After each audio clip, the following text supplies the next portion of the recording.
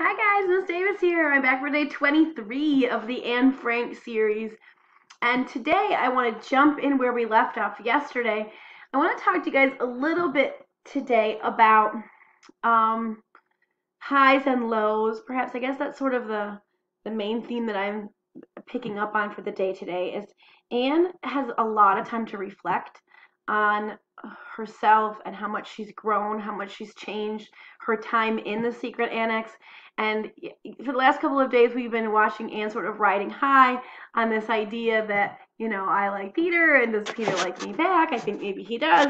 And so the idea of, love, that can be a real high point. And then, just as quickly she seems to go to, um, being on a low point, and that's all understandable. I mean, again, I'm searching for connections in this COVID-19 social distancing journey that I find myself in. I mean, the Diary of Anne Frank was one of the first things I thought of when I thought of going into quarantine in my house with my family. So I still finding some similarities between what Anne has experienced in her lifetime and what I'm experiencing in my lifetime, and hopefully, you guys are closer to it than I am. I mean, you are young people living through an extraordinary period in history.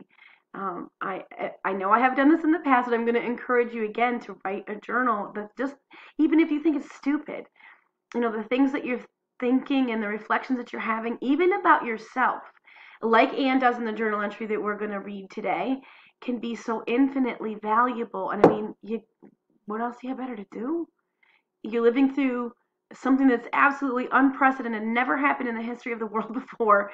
That there's been a global pandemic where the entire world has shut down for weeks on end. If you have not started a journal yet, what are you waiting for?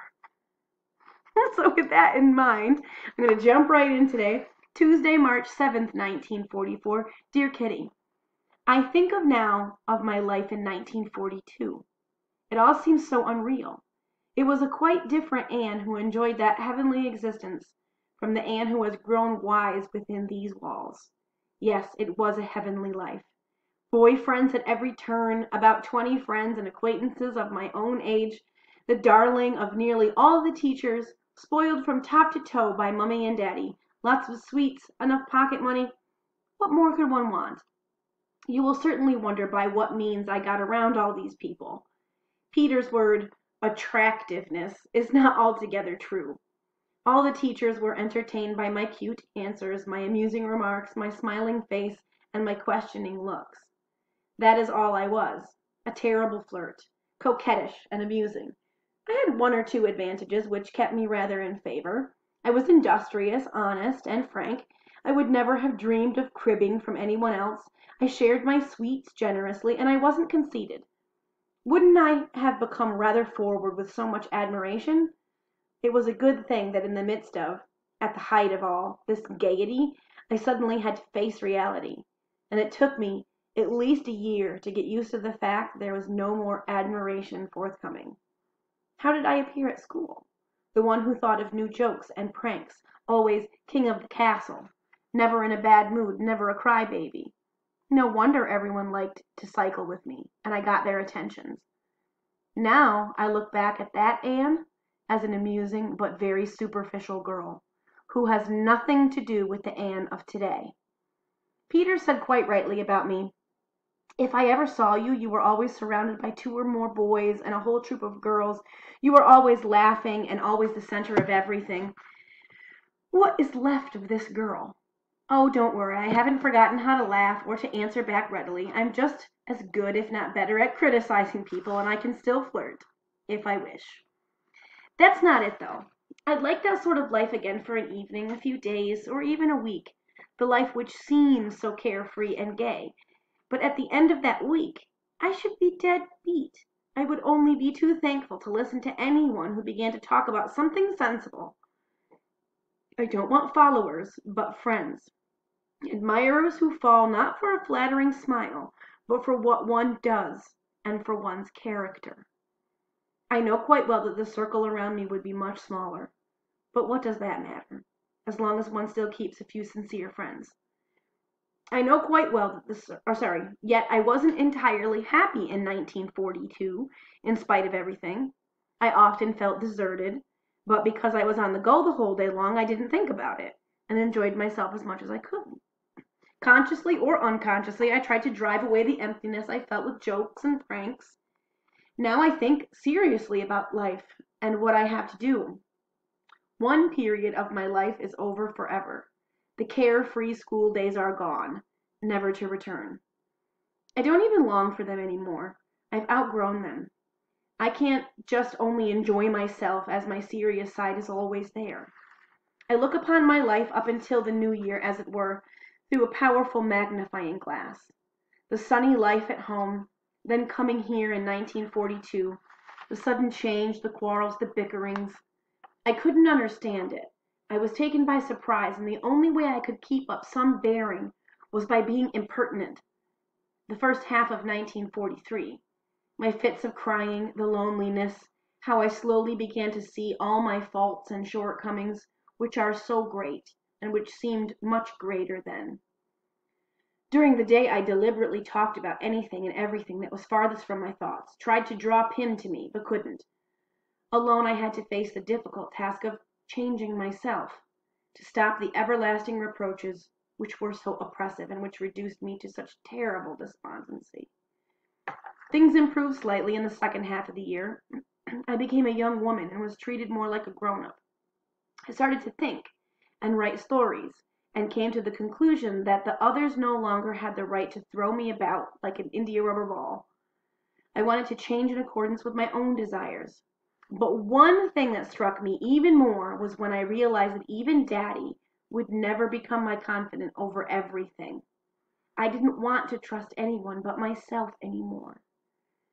At the beginning of the new year, the second great change, my dream, and with it I discovered my longing, not for a girlfriend, but for a boyfriend. I also discovered my inward happiness and my defensive armor of superficial and gaiety. In due time, I quieted down and discovered my boundless desire for all that is beautiful and good. And in the evening, when I lie in bed and end my prayers with the words, I thank you, God, for all that is good and dear and beautiful, I am filled with joy. When I think about the good of going into hiding, of my health and with my whole being, of the dearness of Peter, of that which is still embryonic and impressionable and which we neither of us dare to name or touch, of that which will come sometime, love, the future, happiness, and of the beauty which still exists in the world, nature, beauty, and all that is exquisite and fine. I don't think then of all the misery, but of the beauty that still remains. This is one of the things that Mummy and I are so entirely different about. Her counsel, when one feels melancholy, is, think of all the misery in the world and be thankful that you're not sharing in it. But my advice is, go outside to the fields, enjoy nature and the sunshine. Go out and try to recapture happiness in yourself and in God. Think of all the beauty that's still left in and around you, and be happy. I don't see how Mummy's idea can be right, because then how are you supposed to behave if you go through the misery yourself? Then you're lost. On the contrary, I've found that there is always some beauty left in nature, sunshine, freedom, in yourself. These can all help you. Look at these things. Then you find yourself again, and God, and then you regain your balance. And whoever is happy will make others happy too. He who has courage and faith will never perish in misery. Yours, Anne. Okay, so again, that is one of her longer journal entries. I don't think a more insightful, poignant, timely, wonderful few pages has been written by anyone ever. She just nails it in that particular journal entry. There is a portrait of a woman who is becoming a woman. Somebody who looks back at herself and sees what she was doing then. Oh, this is why I was being that way. This is why I was being obstinate. This is why I was being loud. This is why I was trying to, be so bubbly and boisterous. And she has perspective on herself, which only comes from experience and, as we've talked about before, reflection. You only really learn things when you have a chance to look back at them and reflect upon them, right? And Anne certainly has a lot of time to reflect on herself and who she was and who she is now. And who she is now is a dear and beautiful soul. Somebody who understands things that some men live and die their entire lives, live their entire lives, and they never understand. That happiness is within yourself, and that as long as there's nature and beauty and these things, then we can never really be miserable. My God, what a set of beautiful words are penned here. How lucky are we for the journal of Anne Frank? My goodness. Gives me certainly perspective. And once I must say, you're never too old to really reflect back on yourself. If I think back to myself of 2 years ago, I'm a completely different person than I was then. There were some things that happened in my life, some opportunities I see, some people I met that I never would have met before, and I'm a completely different person now than I was just 2 years ago. And I'm an old lady now. We've discussed this. Look, I've got gray hairs. Look, I'm old. And I'm constantly reinventing myself. And you can do that too. When you are a young person, you grow so much. You don't even realize a year in teenage years is a lot of growth and change. And think of how much you are growing. If you just take some time to think back of the self of just last year, or maybe because the world has changed so quickly, maybe just the self of 6 weeks ago, as opposed to yourself right now, and how much different you are and wiser you are, I bet you're just as smart as Anne Frank. Maybe smarter. Anyway, we've got time for one more journal entry, so I'm going to go ahead and dig in with that.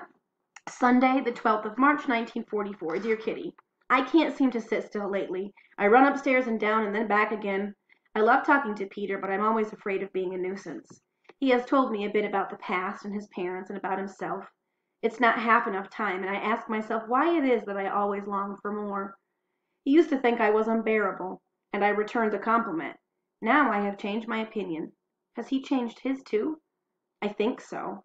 Still, it doesn't necessarily mean that we shall become great friends, although as far as I'm concerned it would make the time here much more bearable. But still, I won't get myself upset about it. I see quite a lot of him, and there's no need to make you unhappy about it too, Kitty, just because I feel so miserable. On Saturday afternoon I felt in such a whirl after hearing a whole lot of sad news that I went and lay up on my divan for a sleep. I only wanted to sleep and to stop myself thinking. I slept till 4 o'clock. Then I had to go into the living room. I found it difficult to answer all Mummy's questions and think of some little excuse to tell Daddy as an explanation for my long sleep. I resorted to a headache, which wasn't totally a lie, as I had one, but inside. Ordinary people, ordinary girls, teenagers like myself, will think I'm a bit cracked with all my self-pity. Yes, that's what it is. But I pour my heart out to you, and then for the rest of the day I'm as impudent and gay and self-confident as I can be, in order to avoid questions and getting on my own nerves. Margot is very sweet and would like me to trust her, but still, I can't tell her everything. She's a darling. She's good and pretty, but she lacks the nonchalance for conducting deep discussions. She takes me so seriously, much too seriously, and then thinks about her queer little sister for a long time afterwards, looks searchingly at me, at every word I say, and keeps on thinking, is this just a joke, or does she really mean it? I think that's because we're together the whole day long, and that if I trusted someone completely, then I shouldn't want them hanging around me all the time. When shall I finally untangle my thoughts? When shall I find peace and rest within myself again? Yours, Anne. And so that's what I was talking about at the beginning of our journal entry today, the highs and the lows. I mean, she has a beautiful moment of confidence and reflection and just deep insight into the world and the nature of human happiness. And then in the very next journal entry, she's like, I don't know, I'm a mess. I can't make heads or tails of anything. I can't really trust anybody. I don't know anything. And isn't that just the way of it? I wish I could tell you that, you grow out of that, but you don't really. Everybody's just muddling their way through. And I'm experiencing the same thing myself. Some days I'm really confident about this online school coronavirus thing, and the next day I'm like, oh my God, what am I going to do? So I think it's the highs and the lows that make us human. And, the lows won't last forever. This too shall pass. So those are my thoughts for the day today. I thank you for joining me. Have a lovely day. I'll see you tomorrow.